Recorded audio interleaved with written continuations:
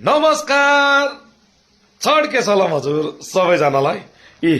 आज पनि आयो होइ आयो यी च्वाचेको मासु फेरि आयो ठुलो पिसमा हो।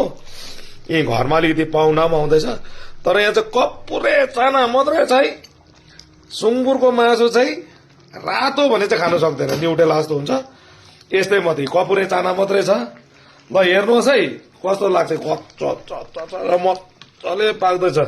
ग्रेभी पनि छ कि हेर्नुहोस् यी चप परेको च्वाचेको चारपाटे मात्रै छ है। अहिले तपाईँ ल है अघि आधी च्वाचेको मासु चाहिँ खान थालेको हेर्नुहोस् है। साइज पनि साह्रो दामी छ है च्वाचेको।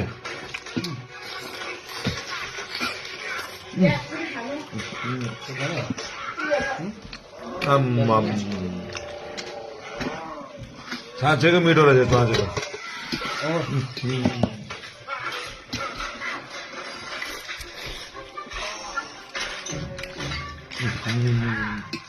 यो चाहिँ खाएन रे, यसो भुत्ला हुन्छ अरे, खाएन।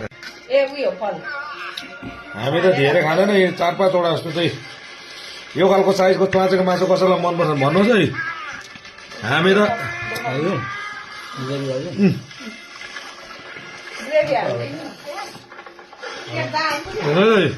यस्तो हुनुपर्छ, कपुरे चाना त्यसो खानु चाहिँ जति खाए त्यति घिउ जस्तो हुन्छ नि हो। आम्मामा कम्प्लिट हुन्छ। हजुरहरूलाई चाहिँ कस्तो लाग्छ है हो।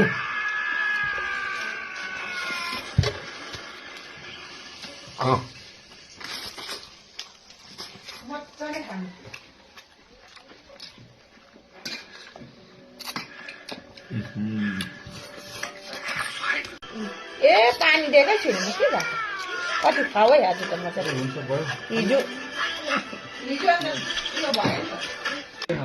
यस्तो पिस चाहिँ अब यस्तो 8 पिस जस्तो खाएछ हो। हजुरहरूलाई च्वाचेको मासु कस्तो लाग्छ लाइक कमेन्ट सेयर फलो गर्नु नबिर्सिनु होला। नमस्कार छड्के सलाम हजुर सबैजनालाई फेरि पनि।